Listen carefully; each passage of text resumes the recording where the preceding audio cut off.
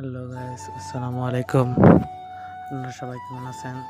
তো প্রতিদিনের মতো আজকেও আমি চলে যেতেছি ঘাস কাটা।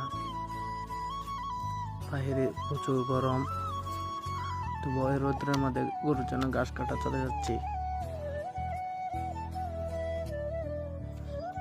তো কিছুক্ষণ আসতেই দেখি আমার সামনে আমাদের কলা ক্ষেত প্রচুর অপরিষ্কার হয়ে আছে। কলা ক্ষেতে অনেকদিন ধরে আসা হয় না।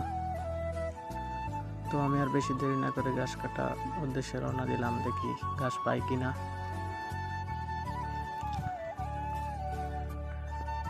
চাইতে থাকি, যে রোদ বাহিরে প্রচুর গরমে ভালো লাগতেছে না। তো কিছুক্ষণ আসতে দেখি সামনে কতগুলো ঘাস, ওই যে। তো হঠাৎ করে দেখছি পানি থেকে নাড়াচাড়া করছে, আমি খুব ভয় পাইছি। তো আর দেরি না করে ঘাস কাটা শুরু করলাম।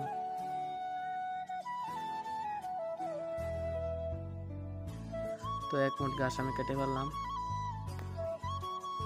কতক্ষণ ঘাস কাটার পর এক কাঁচা প্রায় হয়ে গেছে। এখন আমি বাড়ি চলে যাব। সবাই ভালো থাকবেন। আল্লাহ হাফেজ।